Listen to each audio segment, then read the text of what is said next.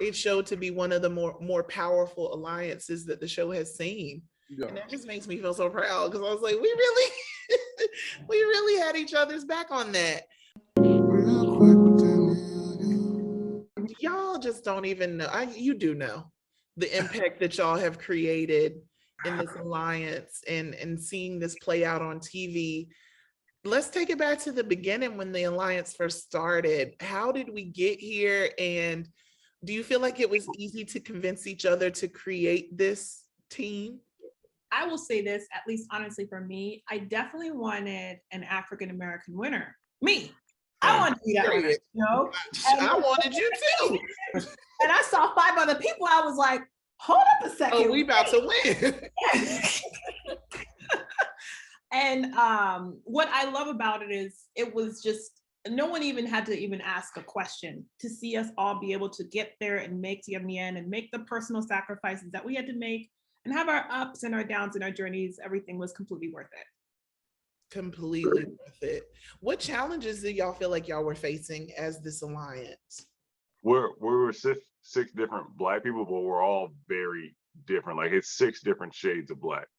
Each of us come from very different backgrounds. Each of us have very different personality types. And then not only that, but on top of that, you're developing strong relationships with people outside of your alliance. So even to accomplish our goal, we're having to cut off people that we've grown very close to, like people that we consider brothers and sisters in their own right. And that just makes the game tougher. But at the end of the day, everybody kind of stuck to the goal. Everyone did what they needed to do to ensure that all 6 of us made it to the final 6. And we were able to make history. And also with the little side deals that were going on too, how was that dealing with those like side connections on top of having y'all's alliance? My main focus was to protect, the other 5 individuals in the cookout. It didn't matter. Those never mattered. What mattered was the people in the cookout and getting us to that 6 no matter what. Yeah, y'all completely revolutionized this game. What do you feel like y'all have learned about yourselves as individuals through this journey with each other? Everyone was able to kind of see their flaws, spot their flaws, and work around them and adjust. And that's one thing I'm very happy that I learned this year. There's no problem being your authentic self, but learning to adjust is really what helped people to get to the end of this game. And that's something that I feel like I can take with me for the rest of my life. I might have flaws, I might have things that, aren't the best in me, but if I can use those tools and either work around them or adjust, I can really honestly do anything and succeed in life. I definitely learned to deal with a tough, stressful environment where you have different emotions happening and you really see yourself for who you are when you're dealing with a lot of pressure. And at the end of the day, Xavier won, but I think we all won in a way because it was 6 of us that put, our game aside for each other. And I think that's the bigger, outcome of this season. Nothing against you, Xavier, but, No, I mean, it is the history making of his win stretches so beyond just you because it showed to be one of the more powerful alliances that the show has seen. Yeah. And that just makes me feel so proud because I was like, we really had each other's back on that. Xavier, what about you? What do you think you've learned? I think the thing I learned the most about myself is that it's how strong of a motivating factor my family can be. Like throughout the game, at first, I don't think I was like, oh, I'm grown. I can move away from home. I'll be all right. I don't need to talk to moms and pops. But like when you're gone for 80 plus days and you can't talk to them at all, when they showed us videos, I was crying. Like I was crying like a little boy. Yeah, I was I don't know. like, it's crazy how much, how much you realize how much your family means to you. And I think that's I was able to get a sense of gratitude for my family being in the Big Brother house. Like as soon as we got out of the house, like 2 days after I was back home. Like as soon as the interviews was done, I was like, I need to go home and see my peoples. So yeah, I just learned that like just really how much my family like pushes me and drives me to do everything that I do and how much I want to be able to do for my family. I love that. See, when we do stuff, it's just so much deeper. There's so much more to it, so much more meaning behind it. And now we've made history. We won. I say we, because we all did. Absolutely. But yeah, we all won. So what does life look like now? Has your life changed a lot? I would say for me, what actually I'm a helped me. model now.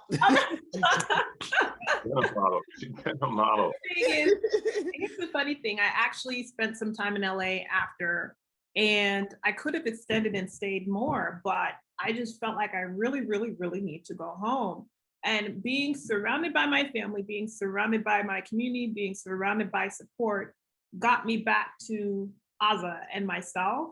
I'm still doing my same process because I think that is important to make sure that once I do make those leaps and make those bounds, you know, I'm at a place of stability. So I'm excited for what's ahead, but at the same time, I'm doing what I was doing before right now. You know, I love that. The beautiful thing is that everyone has like fans, which is great, and you can actually communicate and hear people's stories and talk to people. Like, I'm more excited when I meet someone in the street. They're like, Big D, and I'm like, no, I'm more excited to meet them because it's like, tell me your story. What's your name? How do you feel? You know, because that matters more to me about how someone feels than worrying about me. There's a lot of things cooking up right now that I guess everyone just kind of have to stay tuned. But things are cooking up, so I'm ready to see what's for dinner. It's like I'm hungry. That's right. I know that's right. There's so many opportunities that I'm sure that are out there for y'all because y'all have made such a huge impact. Do you feel like folks understand how strategy works a little bit more now after watching y'all strategize in the way that you did? I think future Big Brother alliances will kind of see that they don't have to do like the big meetings. They can be a little more covert with their team. And I think that's what made our alliance so successful. Even if people had like maybe some type of an idea that we could be working together, because we never got together as a group, because we were never all directly linked to each other outside of maybe our teams, they weren't able to really piece it all together until honestly after we had already got them out. So I think that's a big strategic advantage that the Cookout has had that other alliances haven't really done, or at least if they have done it, I don't know. This is just me gassing up the Cookout. I don't know if they did it as well as we did. I don't think no one did as well as us. And even at times where we felt like no one's telling us all the information, we just trusted exactly what we are, Black people, and we trusted that, and we knew exactly we are going to get through this. So yeah, it's such a different narrative to where I think society thinks that Black people can't team up, Black people can't work together. We're so separate. And I get that, and I understand why people would have that opinion, but y'all really showed and proved that that's just not the case. There was a mission of this is about making sure that the winner is going to be an African American, it's going to be a Black person. Having that mission constantly put in your head and just being reminded that every single day, even when you did want to operate in self-interest, allowed every single person to make that personal sacrifice and get us to where we needed to go. When we got to the 6, I remember Aza and the rest of them being like, this is probably the best feeling that we'll always remember for the rest of our lives. Like, it was definitely a moment, and you can never recreate that moment. It's gonna be tough, but it was definitely worth all the blood, sweat, tears, arguing, secret whisperings, lying, manipulating, whatever we need to do to get us down to the 6. It was definitely worth it. What do you think is like a big misconception or misinterpretation of who you are? I think the biggest misconception with the Cookout, and we've said this in previous interviews, was that the Cookout was essentially a form of reverse racism where we were. Yeah, come on. I mean, people are gonna find like if you say reverse racism exists, you are then saying that racism exists and that there are things that happen to people that are unfair. It wasn't a form of reverse racism. We were just playing the game. And I think that's a common misconception that the Cookout gets as a whole. Right. But I feel like if it was an opposite, like if y'all weren't Black, no one would even, would they call it racism if a bunch of white folks were like, hey, let's team up? We knew why we did what we did. And we're no problem. We have no problem standing firm in our conviction and why the Cookout did what it did and what the Cookout represents. So if people want to try to give us a smoke, we're ready for it. Look, you said you're ready. All the smoke. Well, finally, as we continue forth and you guys are seeing what opportunities exist for you and everything, what are some of the things that you hope to be able to do with this Big Brother win on your back? I think what the best thing I feel I could take away from this was this platform that was given to me. Being a dark-skinned person and being of African descent and having 4C hair and having so many girls talk and feel so encouraged by seeing me there.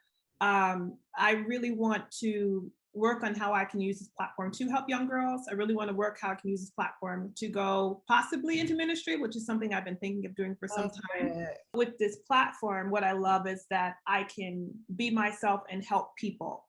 It's for the other people. It's for what can you do and what can you give to others? I love that. I was actually able to start a college fund for my nephew. My brother passed just before the season, and actually today the college fund actually got started. So got that going. Amen.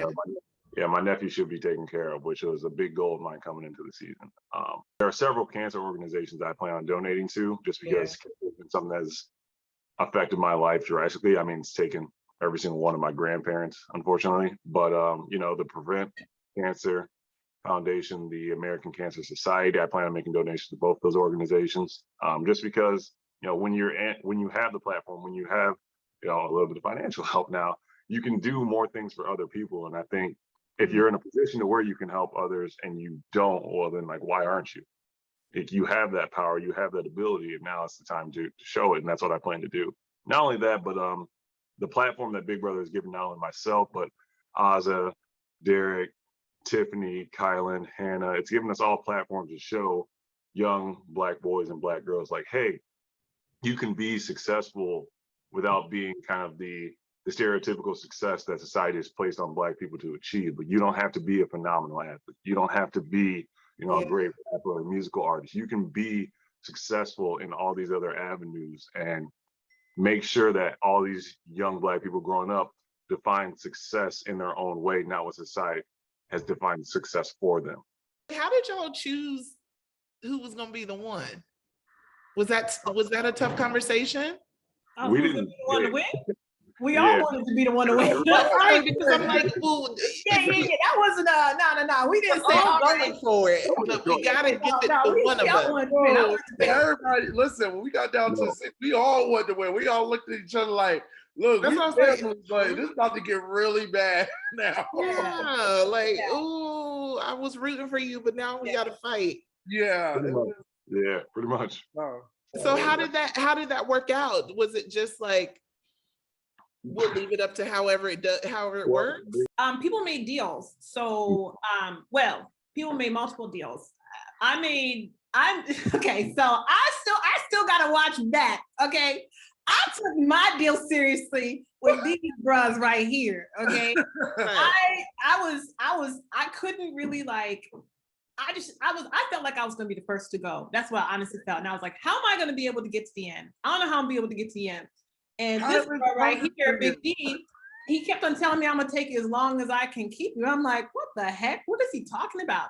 So I figured out that I did some deducting and I was like, nah, I think he's loyal to X. So I was like, all right, if I get to final 3 and I beat both of them, even though I haven't won any competition, I can win this game.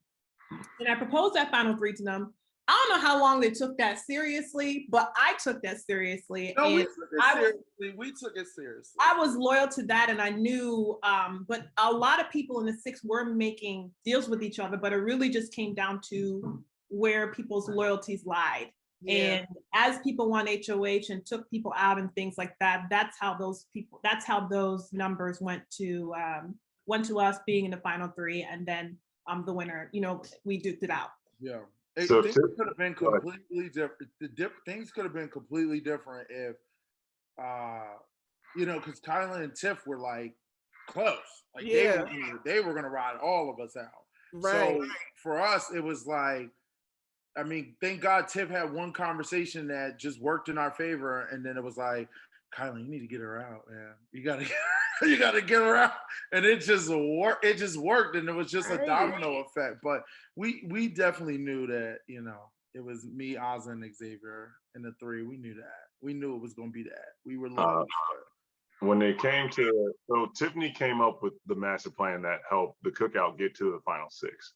And when she came up with that plan, like she brought it literally to my HOH room, when she came up with that plan, we had an understanding that once it got down to the final six, assuming that the plan worked, which it did beautifully, so shout out to Tiffany.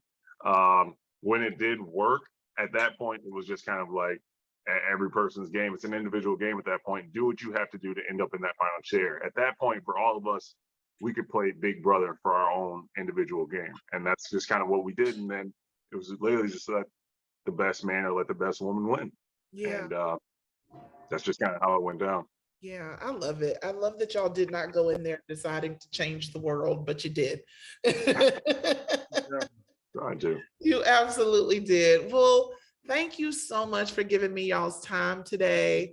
I very much appreciate getting to meet y'all, getting to chat with you, and I'm just rooting for y'all. I really love y'all. I'm just so excited to see where you go. Thank you, Danielle. This was such a pleasure. Oh, yeah, I'm so glad. I'm so glad. And I'll hope to see you guys again at some point. Yeah, we're all doing our next thing. God bless all the things that are to come. Thank you, Danielle. Thank you so much, Danielle. Thank you so much. Bye, y'all. Bye. Real quick.